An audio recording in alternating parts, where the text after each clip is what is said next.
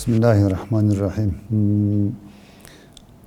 Bizim yaşadığımız elbette ki Özbekistan'da Dalvercin öyle dinini yaşayan insanlar çoktu. Müslümanlar, Kırım Tatarları, Özbekler, dinini yaşayanlar, namazında, niyazında, Kur'an'da olanlar çoktu. Bizim elbette ki babamız, hartanamız, herkes dininde, Kur'an'ında öyle bir sıkıntımız yok idi. İşte bizler öyle nasıl insan kuş yuvada gördüğünü yapar der ya. Bizim de gördüklerimiz evimizde neyse ondan yetiştik, ondan büyüdük. İşte bugün nasipmiş bizim bugün din yolunda hizmet etmek, insanlara hizmet etmek. Allah bizlere bunu nasip etti ve layık görmüş de biz de bunu yaşayık ve yaşatmaya çalışıyık.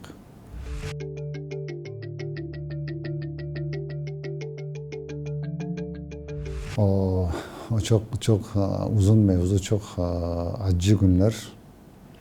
Elbette ki Kırım'ımızı beklemedim de o zaman. Kimse beklediği yoktu. 87'de biz Kırım'a geldik. Elbette çok zordu, çok kıyındı. Propiska yok. Hayat öyleydi ki propiska olmadıktan sonra sen buranın adamı değilsin. Sen uçotta yoksun bir yerde. Bir yere çıkıp olamazsın. Her haftada 2-3 kere kontrol, pasport ne rejim, bakar edilir devamlı. Onun için o vakitler zor, çok zor vakitlerdi. Ama şükürler olsun bugün ana vatanda çok güzel yaşayak. Dinimize, her şeyimize kütmek iznimiz var. Millet olarak yaşamaktayız ana vatanımızda. Onun için o acı günler hepsi gitsin buradan gelmesin. Hiçbir türlü milletin, hiçbir insanın başına ve insanların hayatına öyle bir günler gelmesin diye dua edeyik. Elbette ki bizim her insanın, her bir milletin, her bir toplumun kendine de bağlıdır. Gelecek ve takdirimiz kendi elimize vermiştir Allah. O takdirimizin güzel olması için akıllı olacak. Elbette ki herkesten insan gibi konuşmak, çalışmak, yaşamak, o diyalogu bulmak boynumuzun borcudur. Onun için bizler de dini meseleden, dini yön, İslam dini barış dinidir. Biz hep barış içinde yaşamak isterik ve o yolun üstünde çalışırız. İnşallah geleceğimiz güzel olacağına çok ümit ettik.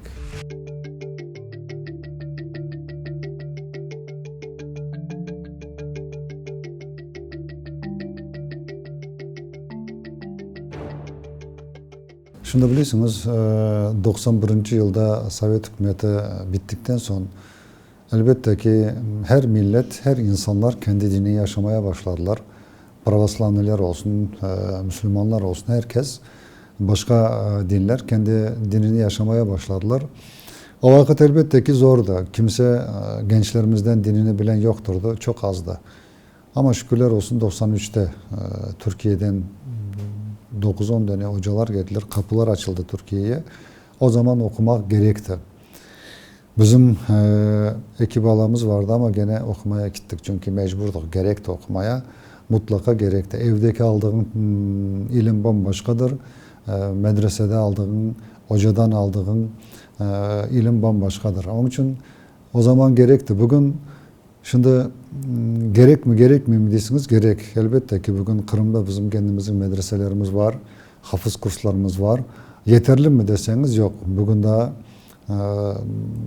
kitap başka yerlerden ilim almak güzel bir şeydir, yaramaya değil. Ama Livan'a tavsiye etmem.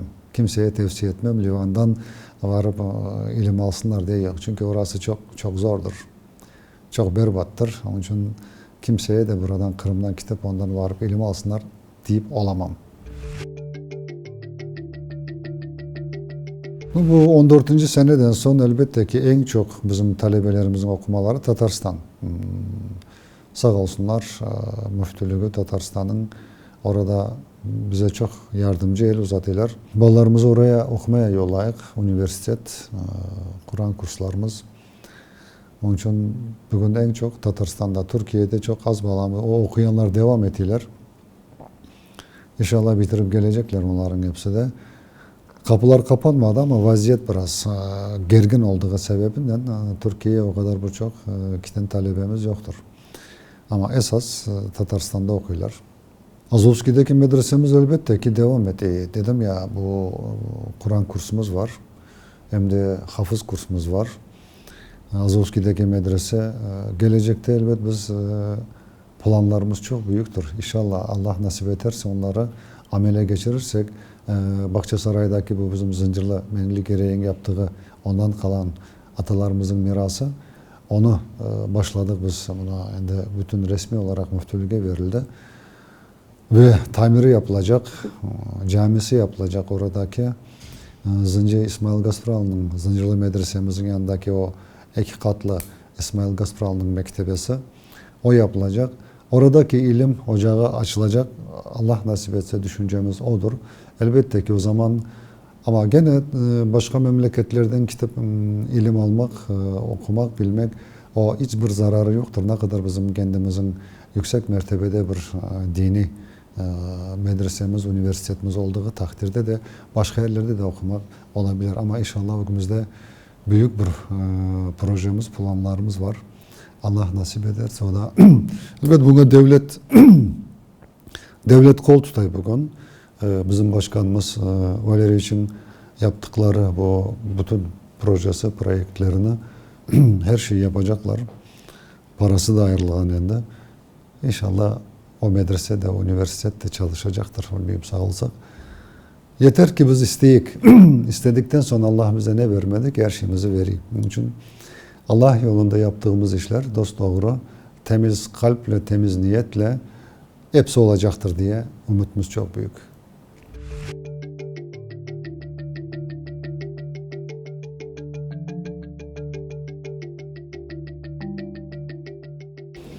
Elbet o günlere düşünecek olsak çok ağır günler idi o.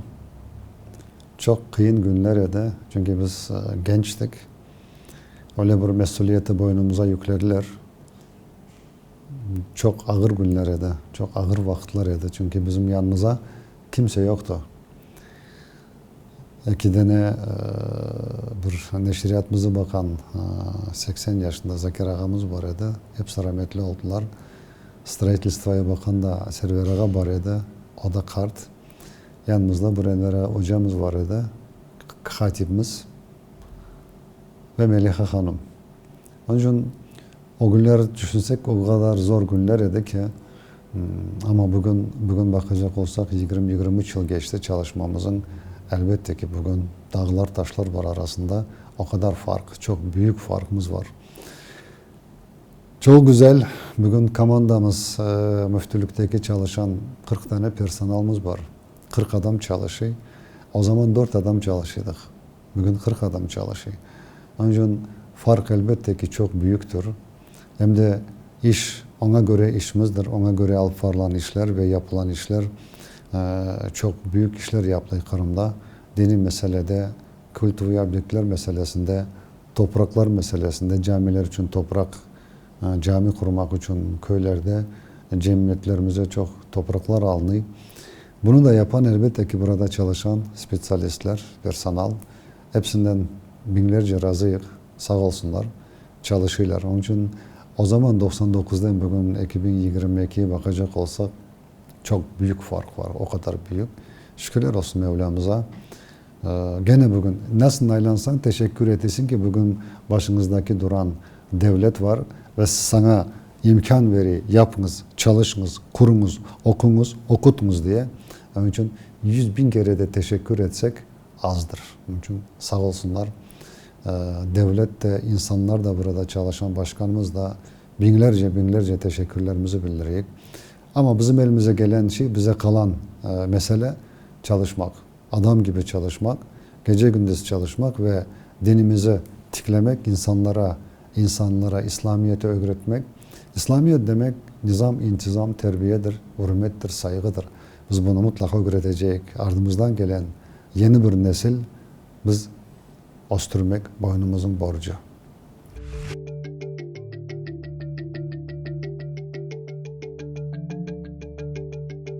Bağımız var, devamlı varsak onda geliyik camimize orada çalıştık.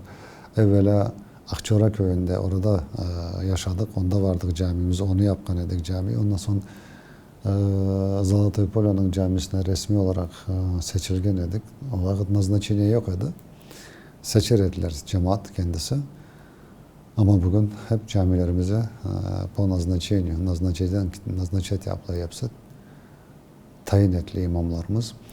Güzel, oradaki camimiz de canlıdır, çalışmaktadır. Cemaatimiz çok aktif, çok güzel. Herkes sağ olsunlar, cami dimdik ayaktadır.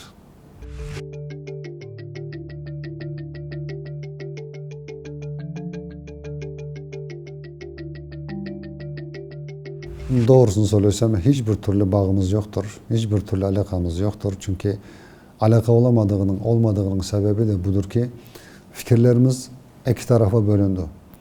Biz dedik ki dini idari olarak biz dedik ana vatandan hiç yere göçmeyecek, vatanımızda kalacak, dinimizi, diyanetimizi, Kur'an'ımız, ezanımız, milletimiz, camilerimiz bunları korçalacak, burada yaşayacak, hiçbir yere gitmeyecek. Ama onlar seçtiler o yolu. Onun için herkes kendinin aklına göre, fikrine göre iş yapacaktır. Ama toplanıp iş yapıldıktan insanlar başka bir fikir tutarlarsa artık oraya kimsenin canı ağırmasın ve bizim de kimseye canımız ağırmayın. Ama biz işimize devam ettik. Ana toprak ille vatan. Onun için bu mesele bizler için bitmiştir, kapanmıştır. Biz hiç vatandan hiçbir yere gitmek düşüncemiz bile yoktur. Olamaz. İstek değil, düşüncemiz bile yok. Onun için herkes kendisi bilir. Nasıl yaşayacak, nerede yaşayacak. Ama bizim isteğimiz ve teklifimiz bütün gençlerimize de bunu anlatayım, milletimize de bunu anlatayım. 1783'te yapılan hata biz bugün yapmaya asla izin milletimize yoktur öyle. Nasıl size söylesem, hakkı bile yoktur o hatayı bile yapmaya. Ve o hatayı yaptırmak isteyenler de düşünsünler. Güzel. Yarın bu milletin geleceği ne olacak diye. Onun için ben gene anlatayım. Şükürler olsun. Bugün ana vatanda 5 vakit ezanımız okunuyor. Camilerimiz çalışıyor. Medreseler çalışıyor. Üniversitelerimiz çalışıyor. Mekteplerimiz kuruluyor. Yaslalar kuruluyor. Ballarımız yaslasına, mektebine varmaktalar. Onun için biz memnunuz bugünkü hayatımızdan.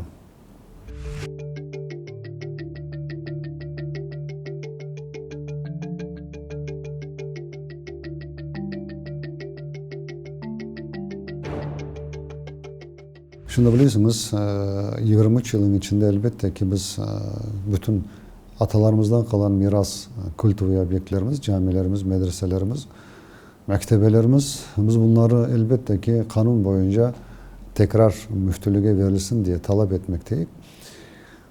Elbette çok %80'i belki kaytardık camilerimizin, kültür obyektlerimizin da bir 20% kaldı kaytarılmayan. O da elbette ki bugün devletten bizim aramızdaki münasebetimiz güzel. Biz gene devam onu soramaktayız. Arizalar yazılgandır. Bugün Rusya Federasyası'nda yaşadıktan var da kaytarılmayan camilerimiz var. Onları bekleyip çünkü onlar bir obyekt olarak çalışıyorlar. Onun içinde mektep var, yaslası var. İnsanlar yaşayan camilerimiz var. Onların da kayıtmasını bekleyip ki çünkü devlet onları boşaltmak için yanına başkasını kuracak, onları geçirecek. İnşallah onlar da kayıt verecek. Onlar da cami olacaktır, mektep olacak, medrese olacak. İnşallah bunları da miras tam yerine gelir diye, kaytarılır diye bizim umutımız çok büyük.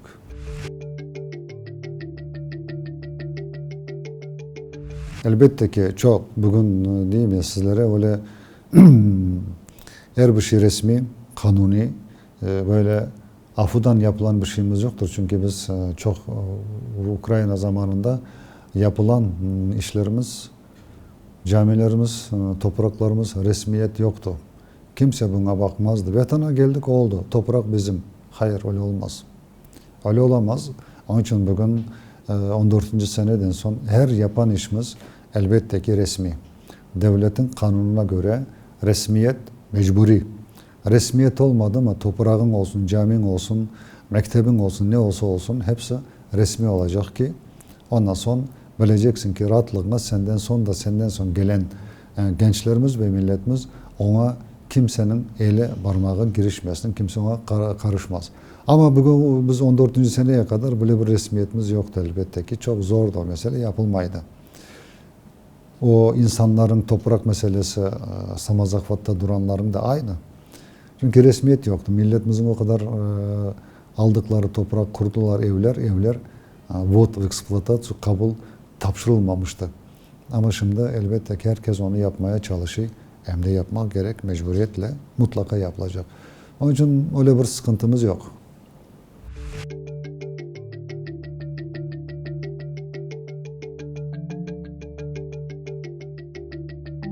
99'dan bugün 2022'ye analiz yapsak, Kırım'daki Müslümanların dini bilgileri ve İslamiyet'i yaşamalarına bakacak olsak elbet çok büyük fark var. Şükürler olsun, elhamdülillah Rabbimizin verdiğine çok büyük fark.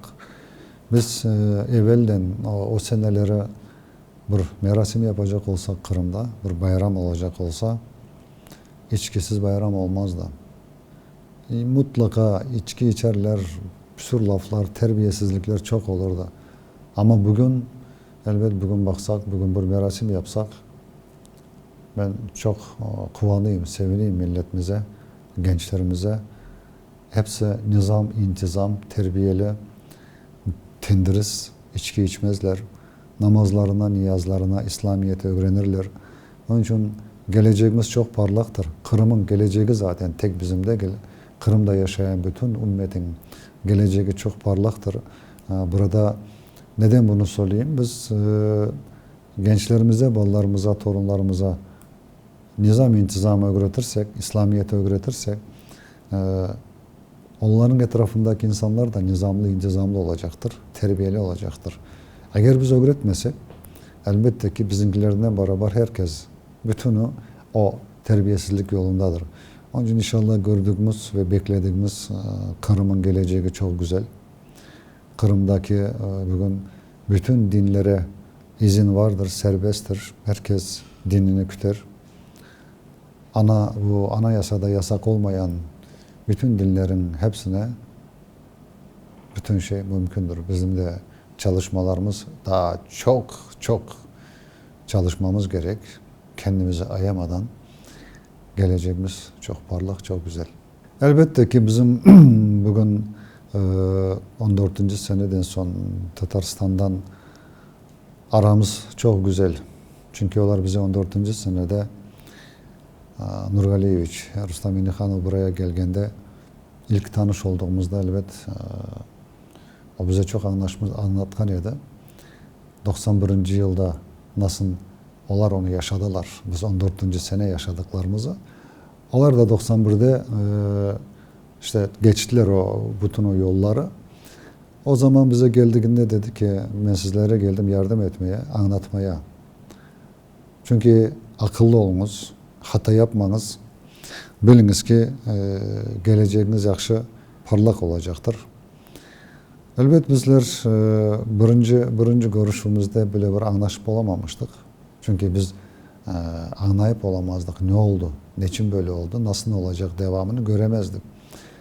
Ama hiç unutmayayım ki ikinci sefer geldiğinde o haftanın içinde biz anladık. Ben hemen söyledim. Dedim ki olmaz. Sizler gittiniz Tataristan'a, varınız bakınız. Bütün meclis azalarımıza. Varıp bakınız Tataristan'daki hayatı, yaşayışı, her şeyi, düzeni. Ondan sonra bakarsınız ne olacağını. Elbet gitken de bizim bütün sastavımız meclisten herkes gitken ediler, varıp baktılar. Hatta memorandum imzalamış ediler o сотрудничестве diyen. Ama maalesef onu yapıp olamadılar bizim siyasetçilerimiz. İstemediler çünkü, onun için yapmadılar. Ama biz dini idare olarak biz devam ettik. Birlik, beraberlik içerisinde yaşamamızı. Şükürler olsun bugün Tataristan'dan aramızdaki münasebetimiz çok güzel.